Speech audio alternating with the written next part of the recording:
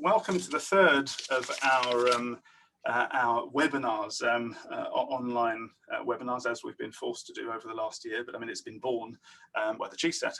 It was sort of being nurtured in the sort of curdling stage, you might like to say, before lockdown. But the webinars really were, I suppose, a response to the first lockdown and I suppose the way everyone was forced to pivot and find a new market.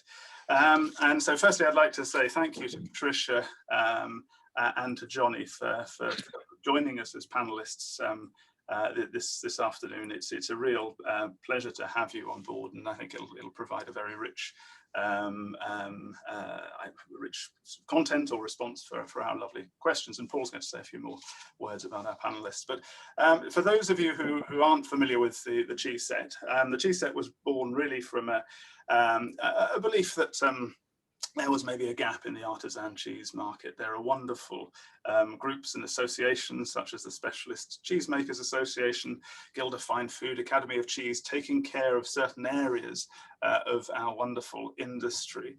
But we felt that potentially, and this was something that was born from when Pam, my wife, and we started making cheese in 2014, very small way, but we felt we had to make it up on the business side of things, the marketing, understanding who the wholesalers were, finance, looking at building a dairy and looking at the sort of the money side of it from there. So we felt, so speaking with Paul, Thomas, who was our dairy consultant at the time, Eric Wood, who's our business consultant, and Andy, who has been, gosh, 15 years or more, we've been working on various zany web-based projects together, and is a phenomenal branding, websites, and various other aspects of the internet, and which is why Andy is our one of our panelists this afternoon.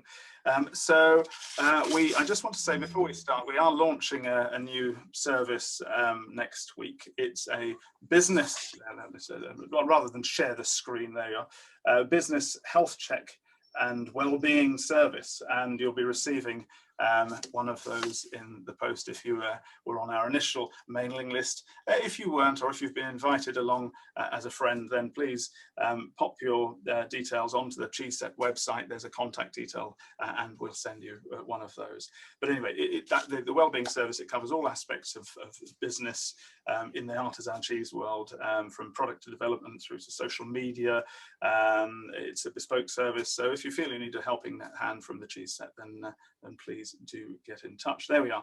That's the first and last sales pitch that I'll give, certainly, well, I've given for a very long time, but I shall now cut to the chase and hand over to Paul to introduce our wonderful panelists. Thank you. First up tonight, we've got Jonny Crickmore. And Jonny, is Dulcie joining you this evening, or you may be muted there. There we go. Just in time. Jonny and Dulcie Crickmore from Fen Farm Dairy in Suffolk, who started making a brie-style cheese, very much in the style of a brie de meaux. Dulcie started out as a costume designer, and Jonny, of course, has a farming background. Today, their cheeses and raw milk butter as well are sold as far afield as Tokyo. Next up, we have Patricia Michelson from the Fromagerie. Patricia's love of cheese started when she was up a mountain, returning with Beaufort d'Alpage, which she sold from her shed, and so created the foundation of La Fromagerie. She's also a successful writer, having written 2 books, the Cheese Room and Cheese, her second book, published in 2010. And finally, we have Andrew Teal of Studio Mocha, and also one of my colleagues at the Cheese Set. Andrew has over 20 years of experience in branding, advertising, design, and website development, and not one of our cheese panelists tonight, but coming from a slightly different discipline. It'll be interesting to see what insights he has into the questions today. So I think we're ready to, you happy to go on with the first question, Francis? Yes, absolutely. Will you be posing? I can do that, absolutely. So what I'll do, I will move around the order in which I ask the questions to give you all a chance at answering first and all a chance at answering last. Obviously, the person who answers last doesn't always have a lot to say. So maybe the first question I will pose initially to Jonny and Dulcie. What are the benefits to the artisan cheesemaker of having an online sales portal? I mean, I think that some of it is actually just advertising your cheese. So it's somebody finds out about you, so they go to your website, look through your website, and then hopefully they might be interested enough that they want to buy cheese. So they'll buy a piece of cheese, but that cheese might be one single sale to you, but that person hopefully is having a good experience from eating the cheese, and then hopefully from that they can then purchase the cheese closer to home or wherever they choose to. So it acts in several sort of different ways. It just allows people to see the website, to get a feel about who you are and your company, but at the end of it, so easy to just click a button and purchase a product from you. I mean, for us, we've had our online shop set up for around 4 years, 3 to 4 years now. And really in the early days, it hardly was worth putting it on there. It hardly sold anything. But we were lucky, just over a year ago with COVID and lockdown, and all of a sudden nobody wanted cheese. You can say lucky with COVID in the same sentence. Oh, well, yeah, maybe not. But lucky in the sense that we all of a sudden had this big a mountain of cheese, and straight away the shop was our savior. We started shifting hundreds of cheeses through that shop. So having that in place really helps out with odd, unusual things along the way. It's helpful for supply and demand, isn't it? Yeah, definitely. Yeah, it's another tool to the way you can sell cheese, especially perhaps with a softer cheese, where your ability to sort of stick it back on the shelf and mature it a little longer is extremely limited. You've got a very short window in which to sell something. So if you really can't shift it through your regular wholesale channels, it's a good second option, isn't it? Yeah. Thank you. And same question to Patricia, please. What are the benefits to the artisan cheesemaker of having an online sales portal? Well, it's a window, isn't it? A window from the farm, a window from the cheese room where you're making the cheese. It's giving the public a really personal insight into your work. And it's not just the online that's important. You have to connect it to other things, such as Facebook and Instagram, so people will directly click onto your website. So your website has to be very much, and I hate the word proactive because it's always used in such derogatory terms a lot of the time, but you have to be extremely active with it all the time and updating it, so that what you're selling to the public, whether it's a whole cheese, half cheese, cheese, is relevant to your business. And what can you do to make it even more relevant is to add on things, like with Jonny, his incredible yogurt, his skyr yogurt, other things that he might get locally, like some biscuits or some chutney that he could then add on into that box, so that when that person receives that box from Jonny, it's in a nice, simple box. Packaging is simple. They open that box, and as they lift out the packaging, this is Jonny Crickmore's cheese, Jonny and Dulcie, in a box. Here is their farm. How do we know that? Well, the packaging will tell you, neatly packaged, nicely labeled. There'll be a tasting note in there, how to look after your cheese, what's coming up. It's springtime, things going on in the dough. There is so much that you can inform a customer, this is what we do all the time, is to keep informing a customer base, because yes, we were lucky about last year because everyone was at home, but things are getting back to a normality now. We've got to push even harder now to get the message across about farm is doing. So more information, you know, get that whole experience in the box when the customer gets it, that makes them want to buy again and pass on to their friends. Thank you. And finally, Andy, the same question, please. What are the benefits of having an online sales portal? It's always tricky, isn't it, going last on these questions?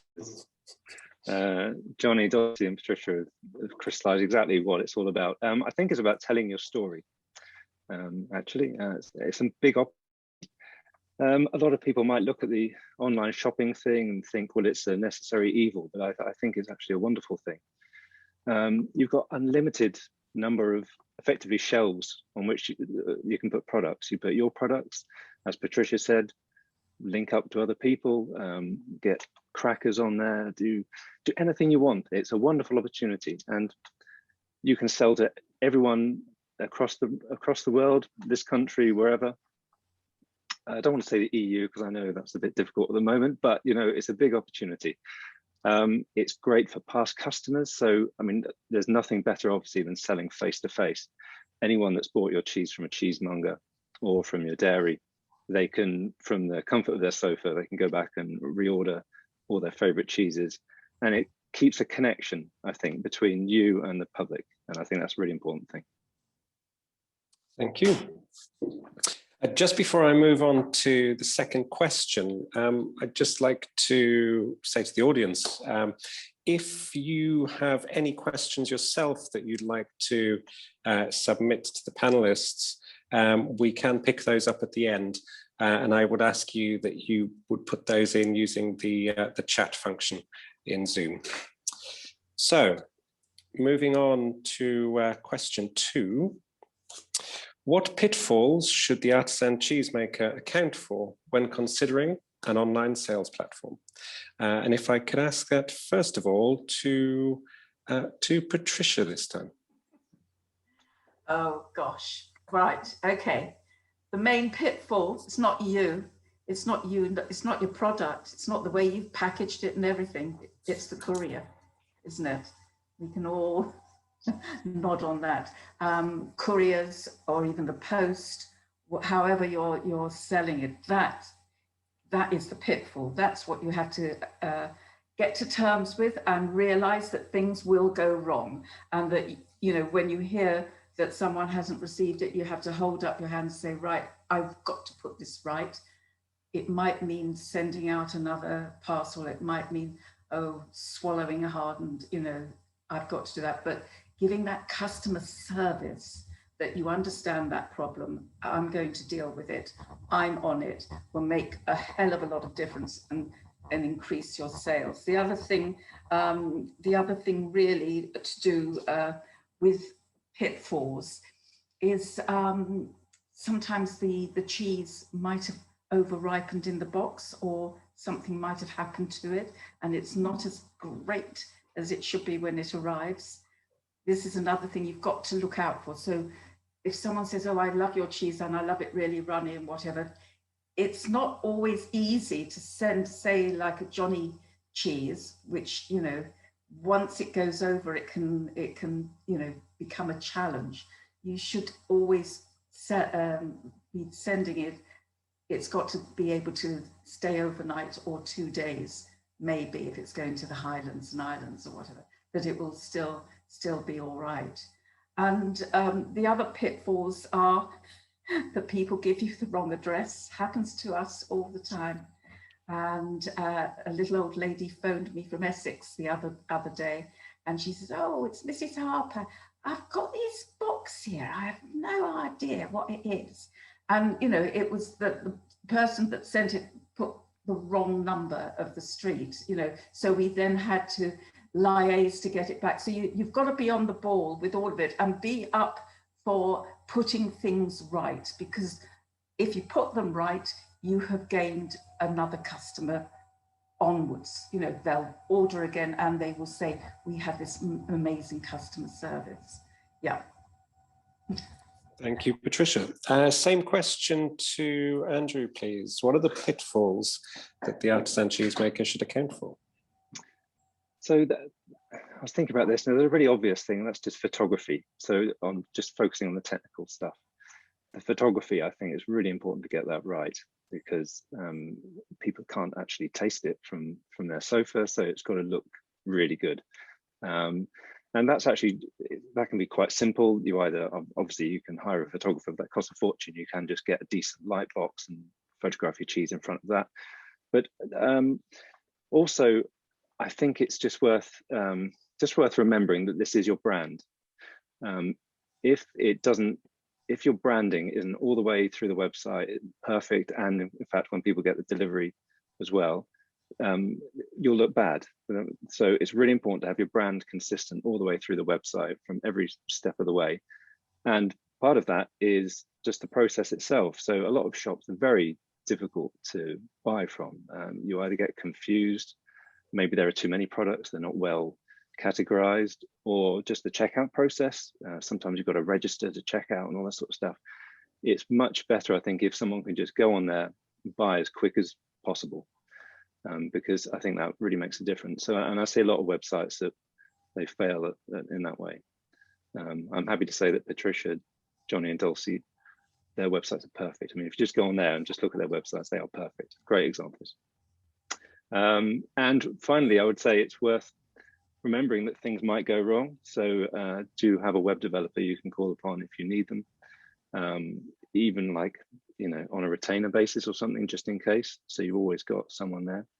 Pay them with cheese, or something like that, maybe. But it's just great to have someone available, because if something does go wrong, you're selling your cheese. I mean, we're talking about money, so you need to call upon someone and get it sorted. So that's what I would say. I think the main thing is, though, just the checkout process. Thank you. And finally, same question to Jonny and Dulcie. What are the pitfalls that the cheesemaker should account for? Want to go first, or me? Sure. I think one of the most important ones we found, and you know, all of the things that you guys have said are actually so important as well, in terms of the functioning of the website, as the checkout, the delivery of the customer service, everything has to be on point. In terms of sort of the back end side of things, I think for us, a really crucial thing has just been getting your price point right on your website. It depends on the type of cheese business and who you sell to, but if you're like us and sell to quite a few different types of customer, for example, we have wholesalers of different sizes, we sell a little bit direct to some retailers, not many. And then obviously we've got our own little farm shop, we've got shops local to us who are also selling our products, and then finally the direct to customer on the website sales. So getting your pricing 100% right, so that it doesn't undercut anybody or become suddenly cheaper than the deli in town, or, you know, but it also is an acceptable price point for the person who's buying it direct on your website. That's actually a really fine line to walk, and we've had to put a lot of work into that to make sure. I'd say that's from the back end, that's probably been one of the most crucial parts of selling direct on a website.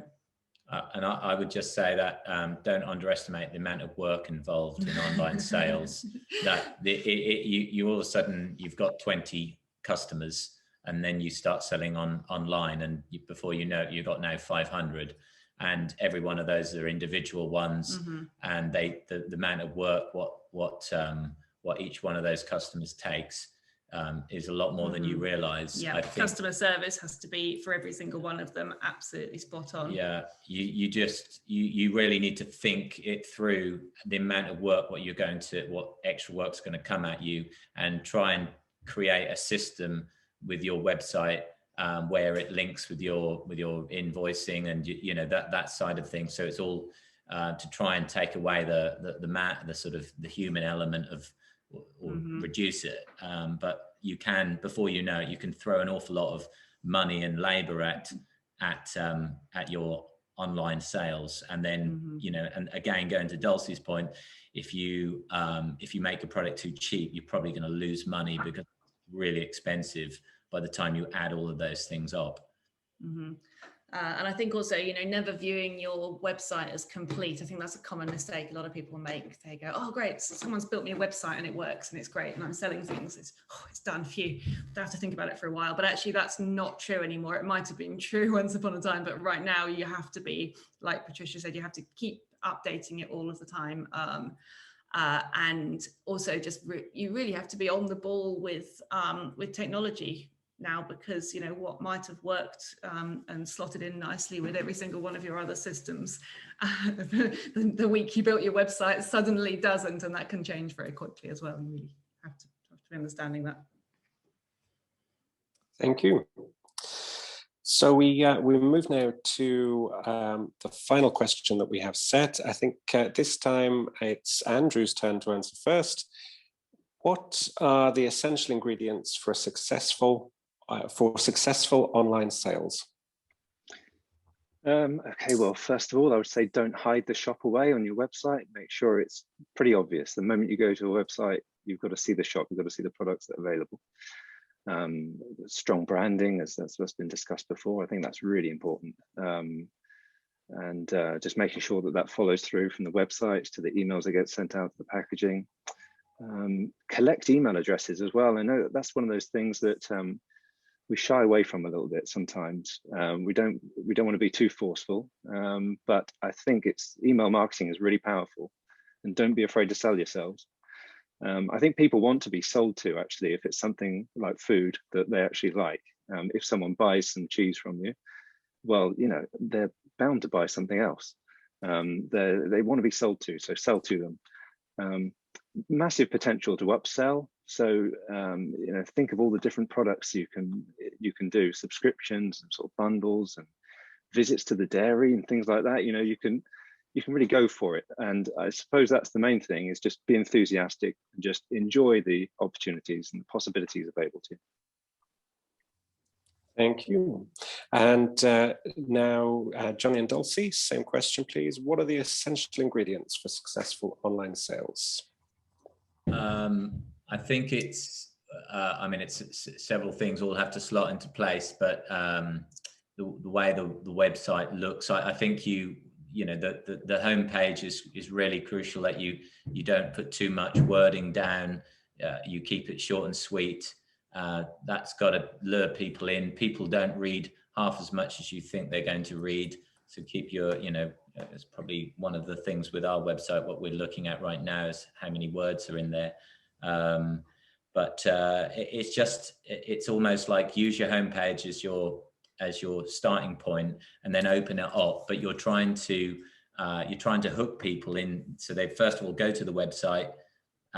You're then, hopefully they're interested enough to move on to the next page. So you take them step by step. You're holding their hand, you know. But equally, it's really important to say on the homepage that you are selling cheese to them, because you don't want to get to the end where they've looked through it and then find that all the way along that you never told them that you're trying to sell them cheese. And then they find out at the end, it's like, hang on a minute, they were really nice to me, now they want to sell me cheese. You know, be straight up right from the word go. Anything for you? Yeah, I think it was touched on already, but photography, when it comes to selling cheese, you know, it's so vital. It's the only thing other than the words, and like you said, people don't like too many words. Really, you've got to look at it and go, oh my god, I need to eat that right now, and press buy. You know, that I think combined with you know, things like Apple Pay or you know, one-click processes where you've bought the cheese before you know you've bought the cheese, because it looked so good, and then you accidentally bought it with your double click, and that's it, it's done. You don't have to mess around putting your address in, getting it wrong, and then feeling like maybe you're having second thoughts about spending the money on the cheese. Thank you. And so finally, same question to Patricia, please. What are the essential ingredients for successful sales? Yes, well, everyone has said it, and when you click onto a page, it's very clear what and who you are. So the picture has to be really clear, and the click-throughs have to be on point as well, so that they don't go, you know, you can't find the page or anything like that. Photography, yes, hugely important, but I do everything with this, and I do it with natural light. I want people to feel as if they can go in there and grab it. Don't want it to look too stylized. Keep it really natural. You know who you are. You want them to see everything about your product. And somebody popped up with a question about discounts. The only time I do a discount is if you buy a certain amount of cheese, and the discount will be free delivery or something like that. Starting to discount your cheeses means that you don't, you're sort of almost saying, oh, I don't really believe in this cheese. I'm just trying to sell whatever I can. Be proud of what you're selling, and you're selling something special. So information about who you are, why did you start the business, your animals, your land, your dairy, you know, your make, everything is so important, so that people say, this is something I want to buy into. I want to taste something real. And this is what you are. You're an artisan cheesemaker. You're real.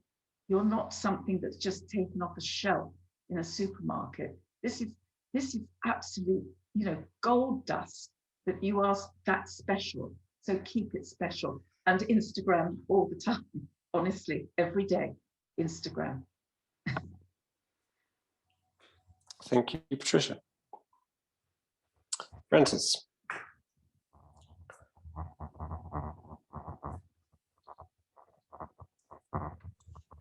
I'm muted, aren't I, silly boy? I said.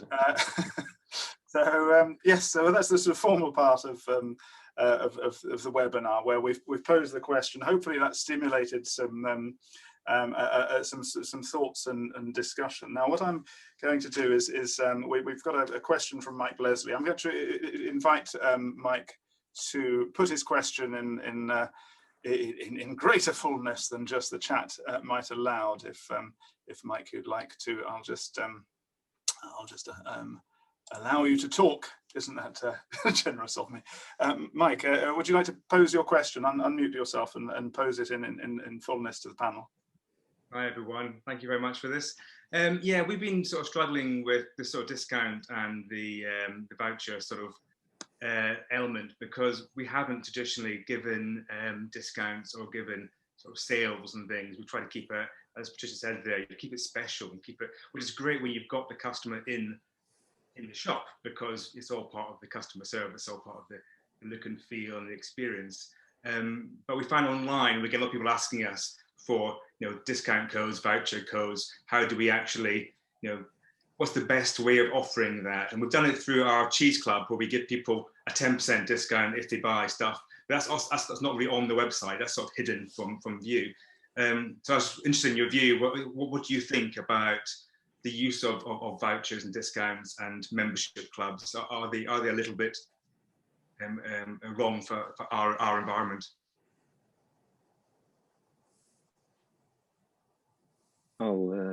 Yeah, I'll go first, I suppose. I'll say, well, it's difficult. I suppose it's what works for you.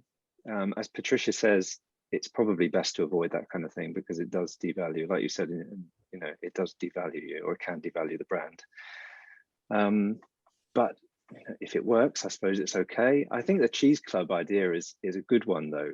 But a better way of doing it would probably be a sort of, I don't know about in your case, but doing a sort of more of a subscription-based thing. So people, you know, if they subscribe every month and they get a discount, that kind of thing, because you are getting a regular customer then, which is a good thing. People who just hunt for voucher codes, I mean, I'm sure we've all done it. You know, I suppose it's not a bad thing, but it does feel a bit cheap, doesn't it? And if you're an artisan cheesemaker, that's probably not right for you. But that's just my opinion. And Patricia, do you have any thoughts on that? Yeah, yes, I agree. I mean, when you're a cheesemaker and you want to encourage, you know, people to come back, or repeats and repeats, it can be a bit difficult if you've only got one cheese. How do you do that? Well, you've got to be a bit more creative then, haven't you? So you've got to bring the seasons and what else is in season at that time that your cheese can go with, or bring into the factor that this month our guest contributor is somebody who makes beer locally, or who has a wine shop and has suggested certain wines, or again, you know, someone who's made a product like chutney or something like that, that you could then build into this month. The special addition to our cheese is this, or here is a recipe, or you have to be a little bit more creative if it's just one cheese, or if you're doing your own ripening of the cheese and aging it. This, especially if it's a semi-hard cheese, you know, spring cheeses, we want them young, fresh and lively. You know, summer we want them a little bit richer. Winter milk cheeses, you know, you can go through the seasons each month, how that cheese is evolving and changing. You know, a subscription of, you know, experience our cheese through the year, each stage of maturity could be a very interesting way for people to not just understand your cheese, but the work that you do to create your cheese, and how different it is from just, as I said, picking something off the shelf, so that it's encouraging people to be more selective in what they're buying, so that they will come back saying, oh, well, we will always go to him for this hard cheese or this soft cheese, because we know we're going to get something that is absolutely perfect. So yeah, there is a lot you can bring into it. And that's like telling the story again, which is, exactly. which I think is really important. That's best thing for your brand, probably. Yeah, and it's great, and it gets people involved as well, and involved in understanding the processes. And I think more of that is a good thing. It's certainly better than the supermarket approach, where we just take something off the shelf and we don't know anything about the story and the people behind it. And that's what you're selling. In fact, you're almost selling yourselves as well as your cheeses. So yeah. Yes, absolutely. You're doing that, but also, as I said, your photography has to be real. I don't like things that are sort of posed or put into, like, you know, special sort of, you know, stylized. It's got to, you know, it's got to be natural light, and it's got to show the creases, you know, no Photoshop. Photoshop. Funniest pictures of me are when my children do Photoshops of my face. It's hilarious, you know, taking away all the jowly bits. No, it makes you realize, no, I want it to be real. Yeah, definitely. I'd be interested to know how many cheesemakers Photoshop their cheeses, though. Oh, there's lots that you can do. There's lots that you can do to bring out the colours and all the rest of it. No, natural light. And Jonny and Dulcie, any thoughts on that? Yeah, I guess second what Andrew and Patricia said, you know, there's a huge amount of power in making sure that price is very far from your USP. You know, your USP really is that your you know, this is made by hand by a real person who really understands their craft, and that's what you're selling. And but that said, there are certain circumstances where we find there's a necessity to discount, and we're very open and honest about the reasons for that when we do it. And I think for that reason, we tend to sort of get away with it, and it's very few and far between. So for example, again, being a soft cheese, short sales window, if we've misjudged the market or something like COVID happens and we've just got a mountain of it sitting there, you know, there's always going to be those situations on and off. We will put a local Facebook deal out to people who are within spitting distance of the farm and say, look, anyone who can get here in the next few hours, we've got this number of cheeses. It's because we've misjudged it. We've made too many. They're perfectly ripe to eat now, but we can't sell them to a wholesaler because they haven't got the shelf life that a wholesaler would need. So, you know, come and get them. You can have them for half price kind of thing. But we'll be so transparent about the reason for that and the exact number of them. And I think that only really serves to show that we are actually real people making a real product. It's not a factory line. And it kind of humanizes it a bit, but we still don't end up having to chuck that cheese away. And the other situation that we give a tiny discount in is to our fully paid up cheese box members, you know, they get a tiny discount as part of their subscription as a kind of an extra perk, but it's not massive, and it's not the kind of amount that's going to make a huge difference whether they pop to their local shop and buy that cheese. You know, it's not going to make more than pence worth of difference on the price, kind of thing. But I think with the with our subscribers, so we've got like a membership to Fen Farm, and you get a quarterly cheese box, and you know, things that this is about. We want to thank people for being like raving fans. Mm-hmm. These are these are the people who, you know, when they meet someone in the street, they said, "Oh, well, I've never met you before, but you need to eat Baron Bygod." That it's that kind of character. You know, you need to. Those people are really important to keeping them engaged and connected to the farm and the goings on is really important to us. So I think there are special people. Yeah, so the people that go out and rave about you when you're not looking, and those people are, you know, they're really important to any brand, I think. Yes. But in general, I think we can all think of, you know, for example, a clothing company online who we would rarely buy full price from, because we know in a few days' time we'll probably get a discount offer by email. You know, those kind of that always, when I see those emails come through from various sort of large high street companies, it's always a little reminder to me in the back of my head. Actually, we need to make sure that we don't become that sort of trapped in the having to keep giving discounts, otherwise people don't buy full price. Mm-hmm. We have a question from Charles Martel, and well, firstly, thank you, Mike, for that. That provided some lively discussion, and I agree. I mean, I think that possibly that the artisan cheese world is not the world to fight on price, because when you do, there's no going back up unless you have that narrative, and as Dulcie and Jonny were saying, a very good reason for discounting that people will see and will believe that it is a one-off, rather than an excuse to try and shift a bit more cheese, because people aren't that easily fooled. But I'm going to, so Mike, thank you very much. If I'd just ask you to unmute yourself, Mike, or to mute yourself. And Charles, I'll just click. You're just joining us now. Would you like to pose your question to the panel? Well, actually, it was to Jonny and Dulcie, and I didn't actually want to say it. Oh, did you not want to answer? Have you got the? Have you got my message? Yes, I've put it. Well, I can see it. I couldn't adjust a spelling mistake. Sorry. I would say, Jonny and Dulcie, I believe you were rolled. I'm not trolled.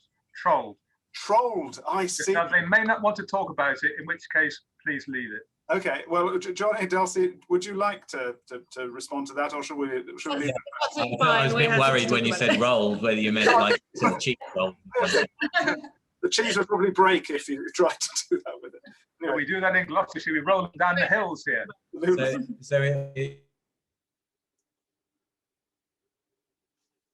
all came from an Instagram photo of one of our cows having triplets. We thought that was a worthy post, and then I think we got a comment from a vegan saying what's happening to the boys, and we actually rear all our boys till they're 2 years old and sell them as beef.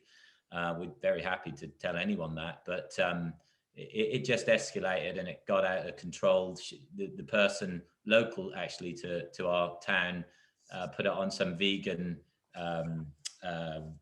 Facebook group in America, and then all of a sudden we started getting death threats and some really well, I think it was a lot of it was the timing of it. You know, it's still, you know, it still goes on to a certain extent, but it's very few and far between. I think we caught it at a particular time when it sort of it blew up, and I think a lot of other farms and not just farmers, you know, there were abattoirs, there were all sorts of people connected to animal agriculture who got it in the neck at the same time. And yeah, I think it was we were just one of them, and probably got more of a exposure through the press than perhaps I think others did. How you relate that to this sort of topic, what we're talking about, is because we as farmers are you know, we're more noticeable because of our website and our social media.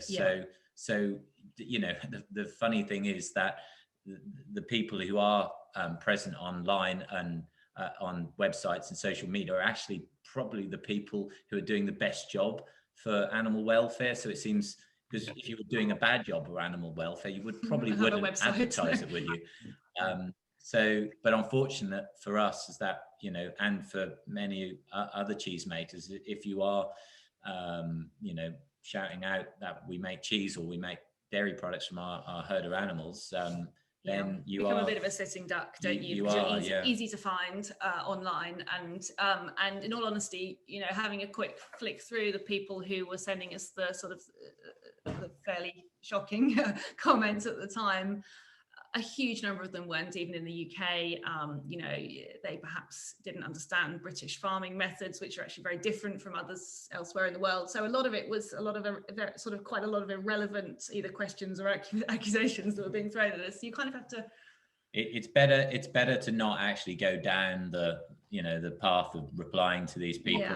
Yeah. Just delete them. We started to reply, and after a while, Dulcie just spent a solid 2 weeks literally deleting people constantly. It was like some army of people just kept coming at us. It was like delete, and they just one after the next. Yeah, there was a particular guy at the time who styled himself Joey Carb Strong. I'm sure you all came across him, who was touring the UK. He's not British, but he was touring the world, and he was on his UK leg, stirring up a lot of his sort of vegan army, if you like, to do this online trolling. So that's why it all happened at that particular time. But I'd say that actually, stressful as it was a valuable and very fast education on how to sort of deal with the negative, because we'd been very lucky and only had sort of lots of loving, kind comments and happy followers, you know, and that's obviously great, but it's really important actually as a customer facing brand to be ready and prepared with your answers if you do get questions asked, because you always will. Especially when it comes to, you know, caring for animals and the environment. We're right on the sort of the front line for those questions.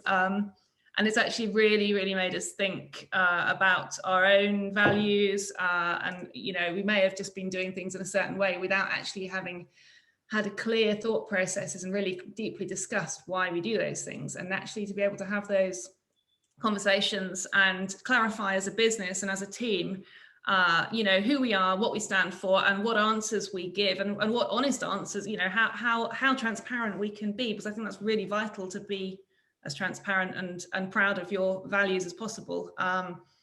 You've got to know those values. So I think it really gave us a chance to take stock and understand that. So certainly one of the pitfalls then of being more customer facing.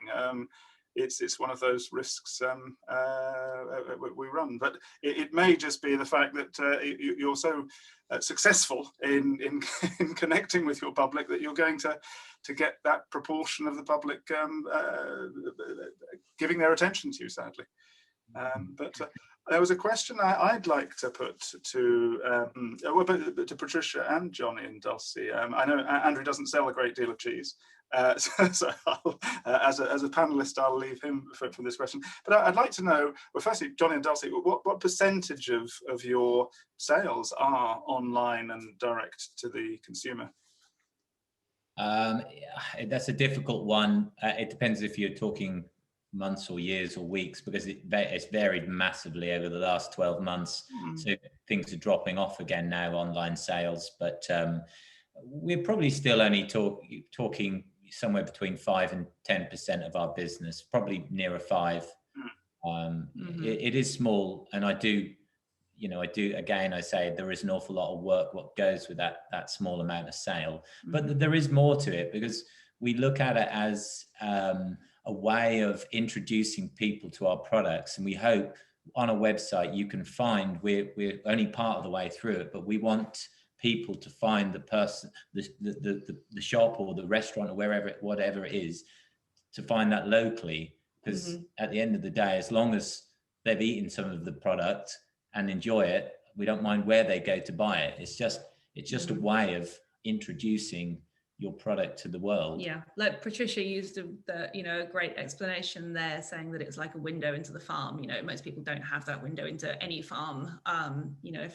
So I think it's a really vital communication tool. And Patricia, can I pose the same question to you? How have you found, let's say, over the last 3 years, your direct internet sales change? Well, when we first started doing it several years ago, it was, as Dulcie says, it was just, the website was a window for people to see our business, what's inside the business, you know, people that are out of town, see what we're doing, and introduce them to some of the wonderful things that we sell, the cheeses, and doing cheese boxes and cheese boards, and showing our expertise in putting things together so that they, you know, for a dinner party and whatever. And then last year, when, you know, the bombshell struck, it went up like, you know, 200,000%, you know, that sort of mad, you know, because people couldn't come to the shop anymore. So it really, really took off, and we couldn't cope. In our warehouse, we just didn't have the room for hundreds and hundreds of boxes to go out each day. It was quite, you know, it was very stressful, but we did it, and we got through it. So now, yes, everything is getting back to how it should be. So it's still, oh, how much is it? Probably the same, I don't know, 10, 20% of the business, say. We do so much more now. What it's introduced, the website, and doing so much last year was to get corporate and big companies to use us for doing virtual tutorials, this sort of thing, that goes all over the country, all over the world. You know, even if I can't get the cheese to somebody in America, I know a shop in America that has similar cheese that I get in touch with and send to that person. I got in touch with a shop in Holland, Betty, you know, to send some Dutch cheeses for a client that was in Holland.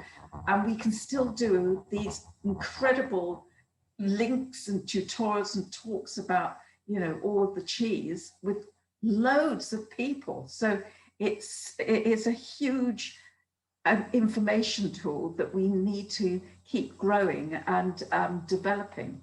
So it will change. I mean, online is not going to be the same as it was 3 years ago. It's a vast opportunity of communication, as well as the product of communicating to people. And that's what I find exciting, because I do want people to come back in the shop. I want people to go out into the countryside. I want people not to go abroad on holiday to find, you know, interesting places to find. They can find it in the UK instead of going, you know, off on a plane. Go off, you know, go to Suffolk, go to Norfolk, go to Lincolnshire, and see what's going on there. This is what your website can do. It can give you that information. It can give you that desire, the person that's reading it, the desire to go and visit and open up new doors and new customer base. I agree entirely. I mean, our business has changed, which is, you know, we're putting on tastings as you do. We don't sort of, we've never sort of sold wine or cheese, but it went entirely, it was entirely offline, live events, and then we had nothing for months, and then entirely online. And so much so that we are beginning to have the sort of business that just wouldn't have existed before. Groups of people that are getting together that wouldn't have been together. So the sort of huge corporate boom that will deflate a little bit. It'll leave a core of very tech-savvy people who are wishing to connect with people. Now, when I first started becoming interested in cheese, I mean, with wine background beforehand, I went to the cheesemakers with the same sort of mindset as I would to a winemaker, and I'd ring up and say, "Can I come and see your dairy?" And then I obviously managed to, or it came across obviously the health and safety and everything else, and it was nigh impossible. I mean, most of the cheesemakers, this is like 15 years ago, were saying, "Well, we do have a window. You can come and have a look on a Thursday about 4. It might be a bit steamed up. We'll wipe it down for you." And that was the sort of sum total of my interaction with the cheesemaker. And now COVID has given us this tremendous opportunity, or even the industry, to connect directly, and it is that window. So we can't think of it as a website. We have to think of it as a website as part of a suite of different tools that we use to connect. And suddenly having a camera in a dairy and a cheesemaker talk, and it's pretty uncomfortable the first time seeing yourself on screen, but we're all a bit more used to it now because we've had to do it with grandma and everybody else. And so sticking a webcam just maybe on a make day and saying, we'll be making this at this time. Just join in, and you can wander over to the camera every so often and have a chat to people. And that's the wineries. The wine world years ago realized the benefit of being able to take people around, and I think that's one of the key reasons that wine is, I suppose it's the price it is revered to the level it is, by the public, because they understand it. And they know who's making it, and they've seen it being made, and people are leading around. And finally, the cheese world has got this wonderful new tool to play with, and I think that if we embrace it, I think it'll further strengthen our market. So yes, in terms of we've got about 5 minutes left. We ought to launch our poll, and if feel free to pop down any other questions if we have them. There are one or two I wanted to ask, and maybe I'll get a chance to in a second. But so I'm just going to launch the poll. It's a virtual dairy door poll, so I'll launch that now. And the first two questions are for cheesemakers, but there's one for everybody, which will hopefully give us a bit of insight into how things have been and how they might be. So I'm launching the polling now, so you should be seeing that. So the first question is to cheesemakers. Please indicate your position regarding your current online offering. And so it's just to know a little snapshot as to how many cheesemakers do sell online, or indeed did. So there are a number of potential answers to the question there. And so my dairy has a successful online platform. My dairy has an unsuccessful or unsatisfactory online platform. My dairy had an online sales platform, now closed, so didn't work for you. I'm actively considering an online sales platform. Now, these are all there are anonymous questions, so we're not phishing, but it would be interesting to know whether things are looking to change. And so cheesemakers who have an active online sales platform, experiencing issues with distribution, happy with distribution at the moment. Everybody's happy, which is good, or mostly. And then the last question to everybody: the pandemic has changed the way I shop for food temporarily, or the pandemic has changed the way I shop for food permanently, or the pandemic has not changed the way I shop for food. It'll be interesting to see whether we're going in a direction just back to what we feel the status quo was prior to COVID, or maybe the world will look a little different when things do settle down. Well, I'm going to end the polling now. We're nearly to time. And so just going through, so my dairy has a successful online platform. 67% of our 9 cheesemakers, or 9 cheesemakers who responded, and 22%, a couple, was unsatisfactory. So not huge numbers there, but it just gives an indication that hopefully we're going in the right way. And we had one cheesemaker who's now closed their online platform. But again, it's something I feel potentially is part of the mix. And selling something to an individual, once, it's not about the sales necessarily that are made, it's the first sale that's made, because once that sale has been made, you don't know where else they're eating it, because obviously they're eating your cheese elsewhere through wholesale and however. So if they've come to you, they've interacted with you, they've had that experience the one time, they'll be telling that story whenever they're in a restaurant or whenever they're in a delicatessen, but you won't hear about it. So whilst that the noise is going on out there and you can't hear it, it doesn't mean it's not going on. So I think these things are quite important. So I'll just share the results there with everybody. So have a peek at that. There was a question I would like to ask. I jotted down earlier, and it was one that Dulcie had, I think, touched on, and it was about being careful not to undercut your wholesaler, the relationship with your wholesaler. Is that I'll maybe ask you to expand on that a little. Is that something that you very actively have to consider, and is that a tight a line to walk, if you like, making sure that your, if your online sales or your direct sales get too large, maybe it becomes difficult for your wholesaler.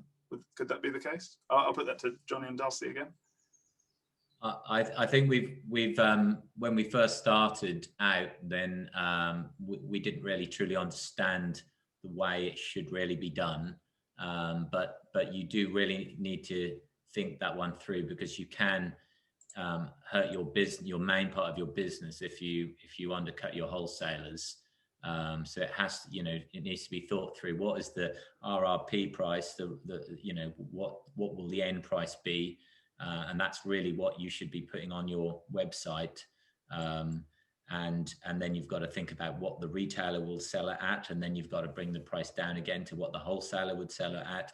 So, and then of course you've got, like, some of your customers they buy an awful lot of product from you. So you need to, they're your loyal wholesalers or your loyal customers. So, all of that needs to be considered. So we at the farm, we have a series of price brackets where you fall into, depending on, what you're doing with the product. So we always try and ask our customers what are they going to do? Are they going to wholesale it? Are they going to retail it? Or are they the end customer? And we'll charge accordingly. So everybody, we find that's the fairest way of doing it.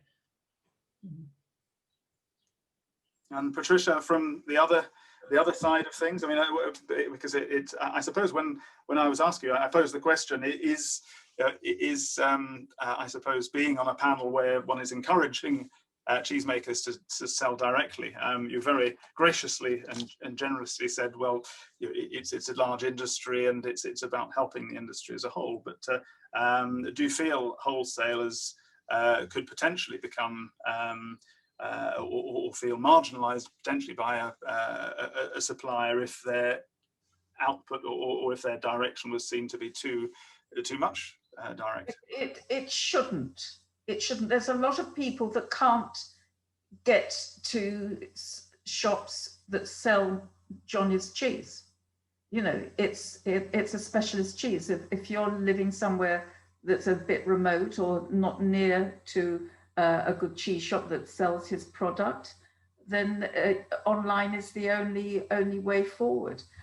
As they say, Dulcie says, getting the price point right, near enough to what, if we can work together to do it near enough that we're all on the same page, that's great. For us, we have to take as cheap as they do. The packaging costs a huge amount of money. Waste, isn't it? It's all waste, but we have to have the right packaging. We have to have chill blocks, all that stuff, which is shocking for the environment, but we have to have it. And then the cost of couriers, much as we try to sort of negotiate with couriers, it's still a huge amount. We have to take all of that into account in the whole process of doing online. So if you think that you can do it at a much less than, say, someone like me or another online cheesemonger doing online, you might be actually cutting your nose, because have you taken into account all the extra costs involved as well? You're probably selling your cheese in a much larger piece than I'm doing. I'll do mine maybe as part of a cheese board or a cheese box, so it's a sliced piece, not too big, although there's options to do it. So that way you can justify your price because you're selling something that's a bit bigger than would be sold by other online people. But I think that it is all about getting your message across of what you're doing and getting it out there to a lot more people that wouldn't normally be shopping with you, that would have been saying, oh, I can't get it locally. I have to go all the way down there to get it. Let's try it online. Let's try it online with the the farm, or let's go to, say, a site like mine and have it part of a cheese box or a cheese board selection. you're just getting the message across. Be honest, be out there, be sharing, be thankful that you can actually do this and also make a business out of it as well. You know, I think that often that we think of ourselves as in a bubble, this bubble that we don't see outside the box. Think outside the box and what it can do for you and what we can all do together to make it work. Because, you know, it's there for the taking and the making.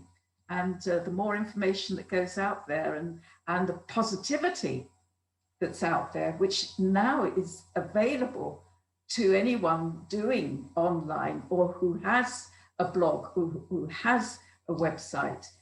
You know, there's kids, my little grandson of 11 knows more about online and how it all works than I will ever know. Get your family to help you be creative, because it's amazing. Once you get started, it's addictive. That's wonderful.